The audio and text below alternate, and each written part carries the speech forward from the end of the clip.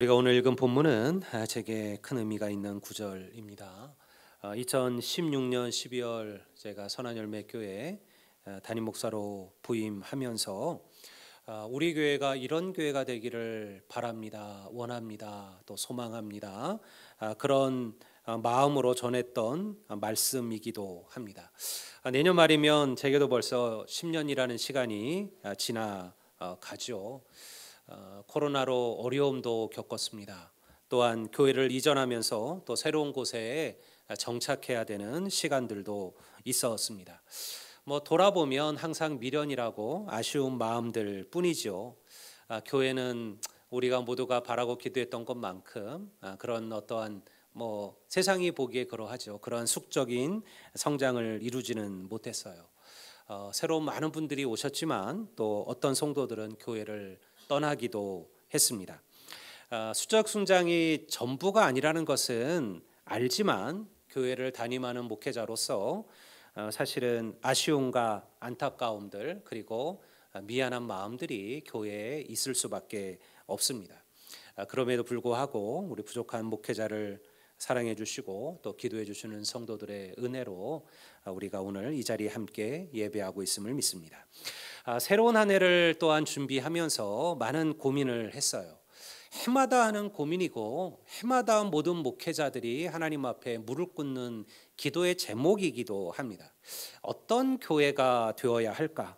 어떻게 해야 우리가 이 세상 속에서 하나님이 기뻐하시고 또 주님의 마음에 합한 교회로 세워질 수가 있을까? 무엇이 우리를 조금이라도 더 하나님께 가까이 나아가게 만들 수가 있을까? 그저 형식적이고 습관적인 믿음이 아니라 정말 주님을 향한 열망, 갈망으로 채워진 교회와 성도가 될 수가 있을까? 저는 그 시작으로 우리 교회의 소그룹을 다시 시작하려고 합니다. 오늘 이 말씀이 우리 예배 후에 있을 2026년 소그룹 목회에 대한 중요함과 가치를 다시 한번 되새길 수 있게 되기를 소망을 합니다. 많은 성도들에게 2000년 전 초대교회는요, 특별한 의미로 생각되어집니다. 많은 이들은 그때 그 교회가 가장 완벽하고 이상적인 교회라고 여기기도 하죠. 근데 사실은 그렇지는 않았어요. 문제가 없는 교회는 없었습니다. 초대교회 안에도 수많은 문제들이 있었고 분란이 있었고 다툼이 있었습니다. 하지만요, 배워야 할 교회는 있습니다. 특히 사도행전을 살펴보면 초대교회에 대해서 얘기할 때마다 언급되어지는 몇 개의 구절들이 있어요. 먼저 사도행전 2장 46절, 47절을 한번 볼까요? 우리 다 같이 한번 읽어보겠습니다. 다 같이 읽겠습니다. 날마다 마음을 같이하여 성전에 모이기를 힘쓰고 집에서 떡을 떼며 기쁨과 순전한 마음으로 음식을 먹고 하나님을 찬미하며 또 온 백성에게 칭송을 받으니 주께서 구원받는 사람을 날마다 더하게 하시니라. 할렐루야. 오늘 이 성경의 말씀이 우리 선한열매교회 역사 안에도 기록되어지기를 주의 이름으로 축원합니다. 여러분, 얼마나 멋진 말씀이에요. 날마다 하나님께서 구원받는 사람들을 더하게 하셨다. 근데 그 구절이 그냥 나온 건 아니죠. 그들이 예배하고 모이기에 힘쓰고 하나님을 찬송하고 주의 말씀을 전하고 가르치기에 힘썼다라는 거예요. 그랬더니 하나님께서 날마다 구원받는 자들을 더 하셨다. 그런데 이러한 사도행전의 기록에 빠지지 않는 또 한 구절이 있어요. 바로 우리가 오늘 읽은 32절의 말씀입니다. 이것도 한번 다 같이 한번 읽어볼까요? 다 같이 읽겠습니다. 믿는 무리가 한 마음과 한 뜻이 되어 모든 물건을 서로 통용하고 자기 재물을 조금이라도 자기 것이라 하는 이가 하나도 없더라. 초대교회는 분명 특별한 교회였습니다. 모이기에 힘썼어요. 예배하는 일에 열심이었습니다. 가난하고 어려운 이들에 대하여 사랑을 베푸는 교회였고요. 그리스도 안에서 성도들은 가족과 같았어요. 한 마음 한 뜻이었다라는 것이죠. 어떻게 그럴 수 있을까요? 초대교회가 그렇게 넉넉하고 풍성하고 넘치는 교회였기 때문에 가능한 일일까요? 그렇진 않죠. 초대교회야말로 가장 열악하고 부족한 교회 교회였습니다. 초대교회는 고난과 환난 속에서 성장하고 자라났던 교회였죠. 제가 지난번 말씀을 나누면서 초대교회는요, 예루살렘 교회에 건물이 있지 않았어요.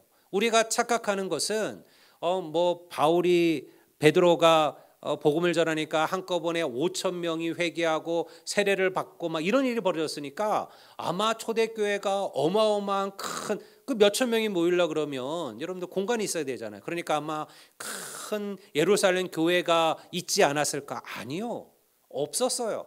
여러분, 그들은요 각 가정에서 하나님을 예배하는 이들이었습니다. 화려한 건물도 악기도 성가대도 없었어요. 넘치는 물질이나 잘 훈련받은 그런 목회자들도 존재하지 않았습니다. 믿음으로 살기 위하여 많은 것을 포기하고 자기의 생명까지도 희생해야 되는 교회가 바로 예루살렘 교회였습니다. 그럼에도 어떻게 그 초대교회가 오늘까지 수많은 교회들의 귀감이 되고 그리고 소망이 되는 교회가 될 수 있었을까? 어떻게 해야 우리 선한 열매교회도 그러한 교회가 될 수 있을까? 저는 그 시작이 말씀을 중심으로 한 성도들의 진정한 교제 속에서 시작된다는 것을 여러분 믿으시기를 주의 이름으로 축원합니다. 교회는요 이렇게 하나가 되어서 성장하는 거예요. 32절의 초대교회 이렇게 다시 한번 제가 읽어볼까요? 믿는 무리가 한 마음과 한 뜻이 되어 모든 물건을 서로 통용하고 자기 재물을 조금이라도 자기 것이 하나니가 하나도 없었다. 우리가 이 말에 귀 기울여야 될 것은 뭐냐면 그들이 물질을 나누었다, 자기 물질을 다 모든 사람이 자기 물질을 다 베풀었다, 이게 아니에요. 그들이 한 마음과 한 뜻이 되었다라는 이 성경의 기록에 집중하셔야 돼요. 오늘날 교회 안에서 성도들의 교제는 지나치게 단편적이고 형식적입니다. 물론 몇몇 분들, 친한 분들, 가까운 분들의 교제들은 교회 안에서 잘 이루어지고 있는지도 모르죠. 하지만요, 오늘날 많은 성도들은 교회 안에서 깊은 관계를 맺으려고 하지를 않습니다. 그 이유가 무엇일까요? 상처받는다라는 거예요. 성도들은 그런 경험을 수없이 경험한 거예요. 그래서 그들이 교회를 옮길 때마다 혹은 다시 믿음을 시작할 때마다 내가 이제는 관계하지 않으리라, 나는 그냥 편하게 쉽게 그렇게 그냥 예배만 다니리라, 그렇게 생각하는 많은 이들이 있어요. 예수 그리스도께서 십자가의 대속으로 하나님과 우리 사이에, 그리고 인간과 인간 사이에 막힌 담을 어시고, 그리고 서로 다른 두 사람을 하나가 되게 하셨다라고 그렇게 성경이 분명히 기록합니다. 하지만 실제로 우리는 교회 안에서 이러한 하나됨을 잘 경험하지 못합니다. 교회 와서는 반갑게 인사하고 얘기하는 것 같죠. 근데 하지만 그것으로 끝이에요. 더 이상 우리는 거기서 더 별로 나아가지 않습니다. 그냥 우리의 관계는 주일날 교회 안에서 이 예배 때 그 주일날 이 잠깐 시간에 이루어지는 관계가 대부분의 성도들의 관계입니다. 누군가의 헌신과 섬김을 보면서 사람들은 별로 그들과 함께 하려고 하지 않죠. 교회를 보면 항상 섬기는 자들은 섬기고 대접받는 이들은 대접을 받습니다. 믿는 무리가 어떻게 한 마음과 한 뜻이 되었을까요? 그것은요, 그들 안에 진정한 교제가 있었다라는 거예요. 저는 지난번 삶을 나누는 소그룹에 대한 말씀을 나누면서 초대교회가 본질적으로 소그룹이었다는 말씀을 전했습니다. 그들은 각자의 가정에서 몇 사람씩 모여서 예배했습니다. 다시 말해서 누군가가 자기의 가정을 내놓은 거죠. 예배하는 공간으로, 성도들이 함께하는 공간으로, 그리고 함께 식사를 나누는 공간으로 어떤 이들이 자기의 가정을 개방을 한 거예요. 그게 얼마나 어렵고 불편한 일입니까? 쉽지 않은 일이죠. 옛날에 우리가 구역 예배하던 때와는 시대가 달라졌잖아요. 근데 그 소그룹은요, 전도의 장소이기도 했습니다. 아직 그리스도인들이 되기를 두려워하는 당시의 수많은 이들에게 그들은 교회가 아니라 가정으로 그들을 초대했습니다. 그리고 그 안에서 교제하고 그 안에서 서로 좋은 관계를 쌓으면서 그들에게 믿음을 가르쳤습니다. 그들이 소그룹을 통해서 사실은 하나님의 자녀로 세워져 가는 것이죠. 소그룹을 통해 자기의 상처와 아픔을 위로받았으며 고난과 시련을 감당할 용기를 얻었습니다. 서로를 통하여 서로를 배워가면서 자기의 믿음을 성장시켜 나갔어요. 이것이 초대교회가 300년간의 그 극렬한 대박해 가운데서도 날마다 믿는 사람이 더하여진 이유입니다. 여러분, 오늘 우리가 과연 주일날 오셔서 이 예배 한 번만으로 우리의 믿음이 자라고 성장할 수 있을까요? 저는 최선을 다하여 말씀을 준비하고 설교를 준비합니다. 저는 이게 하나님께서 내게 주신 사명이라고 여기니까요. 그러나 듣는 이들이 다 그렇게 듣지는 않습니다. 우리는 설교 시간에 수많은 생각들에 잠기기도 합니다. 여러분들 다른 생각, 다른 것에 우리의 마음을 집중하기도 하지요. 여전히 많은 목사님들이 많은 목사님들이 하는 말들이 있어요. 목사님네 교회도 그래요. 그래서 뭐요? 그랬더니 아니 왜 이렇게 예배 시간에 핸드폰들을 보신대요? 그러니까 설교 듣다가 요즘은 우리가 다 이 쇼츠에 길들여져 있잖아요. 1분짜리 영상을 봐도 우리는 이제는 드라마를 통으로 안 봅니다. 대부분 요즘 젊은 아이들은요, 그냥 그 줄거리들 쇼츠로 간단하게 요약되어 있는 거 이거 봐요. 그리고 드라마를 보면서도요, 절대 그대로 안 가요. 다 뒤로 넘겨요. 보면서 별 중요하지 않은 부분들은 10초 뒤로 넘기기, 3초 뒤로 계속 뒤로 넘기고 보고 싶은 부분 그 부분만 집중해서 보는 거죠. 그러니 여러분들 앉아가지고 30분 설교 듣는 게 얼마나 어떤 이들에겐 고될까요? 그러니까 집중하지 않는 거예요. 여러분 그렇게 한 주 예배드리고 돌아갔어요. 그리고 일주일 동안 세상에서 삽니다. 온갖 드라마, 영화, 세상의 신변 잡기들, 세상의 욕망들, 쾌락들, 즐거움들 그 안에서 살다가 그 안에서 하나님 모르고 하나님 없이 살다가 그리고 또 주일날 교회를 오는 거예요. 과연 우리가 이러한 믿음을 통해서 자라고 성장할 수 있을까요? 하나님이 원하시는 믿음의 분량으로 나아갈 수 있을까요? 10년, 20년 예수 믿어도 여러분 주일 오전 예배 한 번 드리는 게 우리의 믿음의 전부인 이들이 태반 아닙니까? 여러분 수요 예배, 금요 기도에 여러분들 그 예배를 참여하고자 하는 열망과 갈망이 생기시나요? 물론 우리가 조금 더 많은 것들을 더 잘 준비하고 하면 좋겠죠. 하지만 여러분 한국교회 대부분의 교회들은 80명 미만의 교회들입니다. 교회들은 많은 걸 준비하려고 할 방법이 없습니다. 그럼에도 그 교회들이 하나님께 예배하고 갈망하는 교회들이 있다라는 것이죠. 여러분 어찌할까요? 안 되는 걸 어떻게 할까요? 다른 방법이 있을까요? 저는 설교가 우리의 삶을 바꾸지는 못한다고 생각해요. 설교는 우리에게 충격을 줄 수 있습니다. 설교는 우리에게 찔림을 줄 수 있어요. 설교는 우리에게 하나님을 향해 한 번 더 고민하게 만들 수는 있어요. 그러나 그것이 나의 습관과 삶을 변화시키지는 못합니다. 수없이 우리는 말씀을 보는 것들을 훈련해 왔습니다. 매년 필사 성경을 나눠드립니다. 여러분들 성경을 암송하라고 합니다. 여러분들 매일 하루에 시작하는 첫 시간 5분이든 10분이든 그게 안 되면 저녁에 우리의 삶, 우리의 일과를 마치는 그 마지막 순간 5분이든 10분이든 기도하며 말씀을 보며 마지막에 하루를 하나님께 드리라고 얘기하죠. 그런데 이거는 습관이어야 되는 거예요. 그러나 그 습관이 그냥 만들어지지 않는다라는 거예요. 결국 이것은 서로 배우고 훈련이 필요한 일들이기 때문에 그렇습니다. 그것이 바로 교회 안에 소그룹이 필요한 이유입니다. 여러분 솔직한 고백들 한번 해볼까요? 이런저런 이유로 교회를 떠난 분들이 계시죠. 물론 그들 가운데는 목회자의 저의 부족함으로 떠난 분들도 있을 겁니다. 저는 그럴 때마다 사실은 몇 날 몇 주를 소가리를 합니다.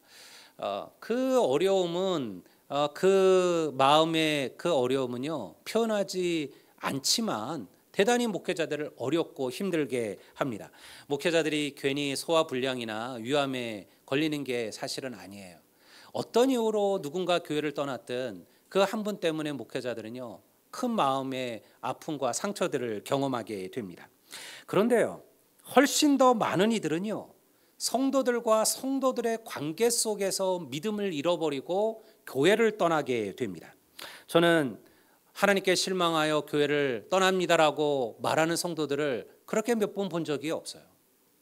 저는 예수님 때문에, 저는 하나님 때문에 저는 교회 못 다니겠습니다. 이렇게 말하고 믿음을 잃는 이들은 없습니다. 거의 대부분 우리는 사람들 때문에 믿음을 잃어버립니다.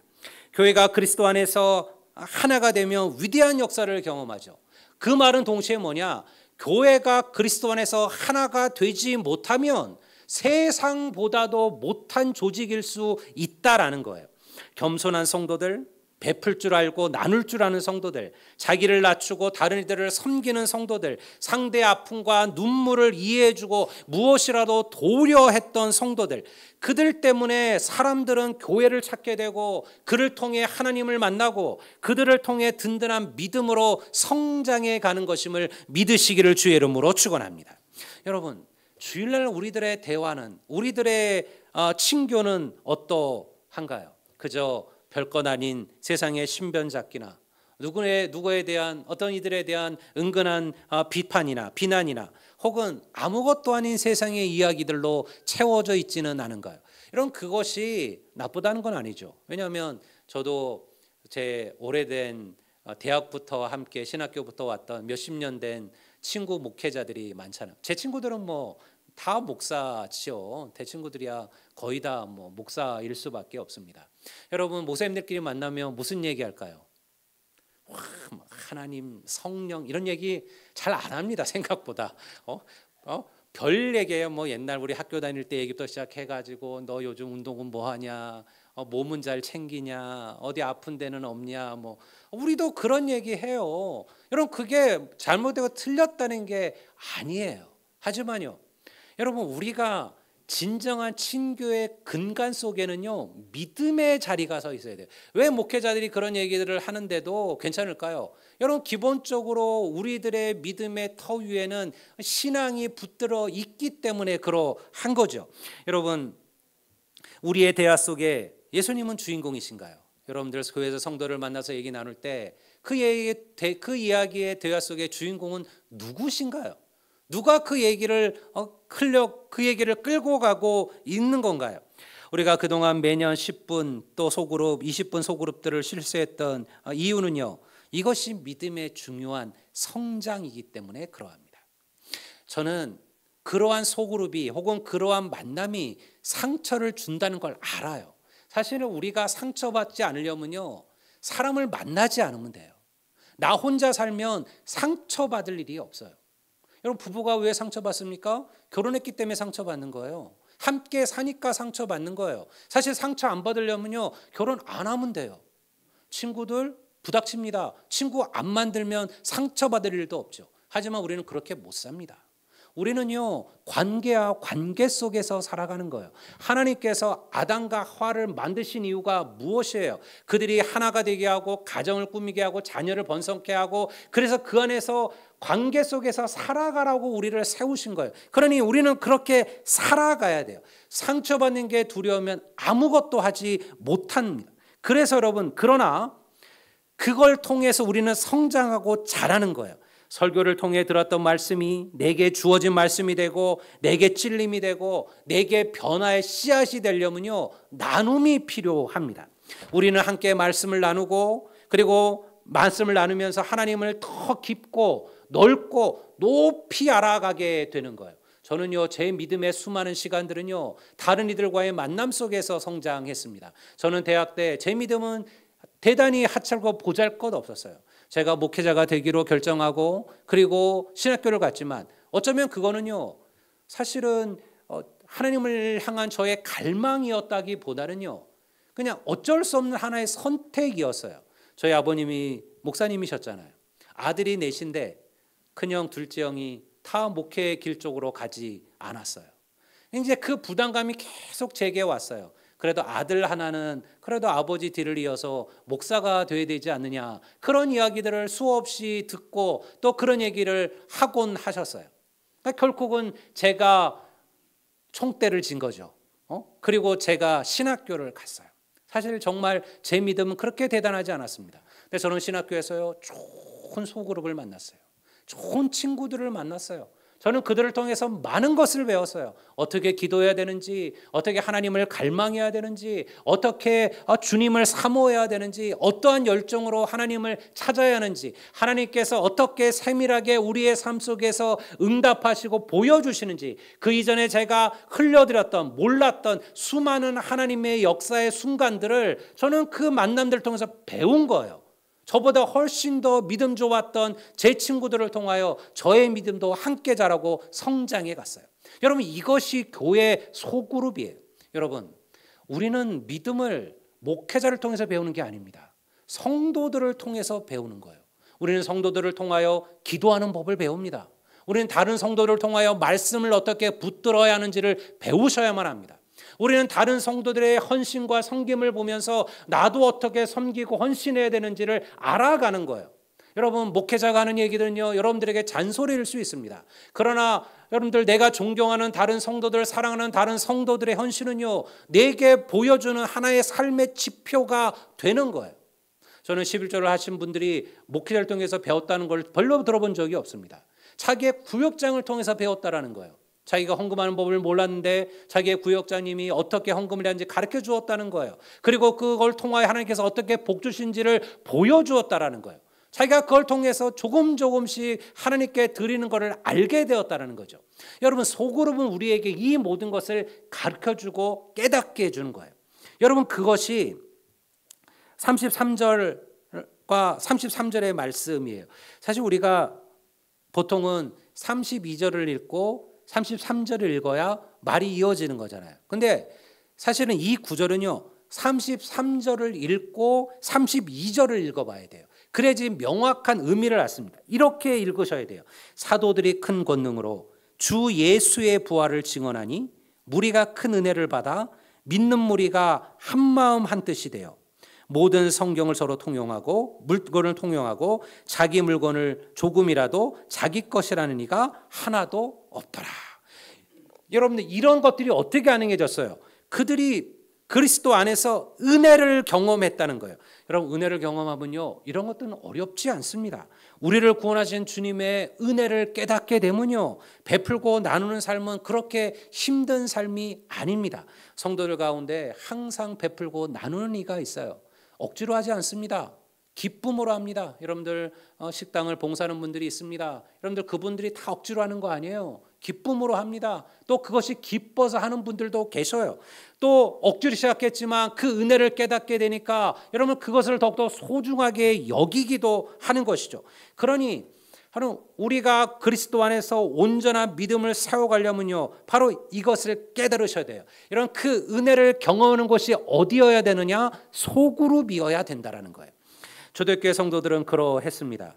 그들을 사랑하시는 하나님의 사랑을 깨닫고 그들을 구원하신 주님의 은혜를 알게 되자 그들의 삶이 달라지기 시작한 거죠. 믿는 무리가 한 마음과 한 뜻이 되었다. 이게 무슨 의미일까요? 흔들리지 않고 의심하지 않았다라는 거예요. 소그룹은 우리를 한 마음 한 뜻 되게 하는 겁니다. 올해 8월 우리가 4주간 소그룹 모임을 했지요. 우리 4주 동안 다 섞어서 우리 성도들이 남자, 여자, 우리 청년들과 섞어서 우리 소그룹을 했습니다. 그 후에 많은 성도들이 소그룹을 좀 계속해서 이어갔으면 좋겠다라고 이야기를 하셨어요. 그래서 저는 그것이 옳은 방향이라고 여깁니다. 오늘 우리 한국교회 가야 되는 목회적 방향이 이제 이렇게 변해져 가고 있어요. 여러분, 그러니 이거는 담임 목회자의 목회적 방향입니다. 생각이 조금 다를 수 있겠지만 따라오십시오. 일단 해봐야죠. 그리고 안 되면요, 그때 가서 바꾸면 되는 거예요. 해보지 않고 여러분들 두렵다고 포기하면 아무것도 달라지지 않습니다. 그래서 교회는 내년부터 이제 여러분들 매월 마지막 주 주일은 오후 성경 공부 대신 여러분들 소그룹 모임을 시작을 합니다. 좋은 성과가 있고 도움이 된다면 일정 기간 평가를 거쳐서 주일 오후 예배를 이제 여러분들 완전히 소그룹 성경 공부로 대처하려고 합니다.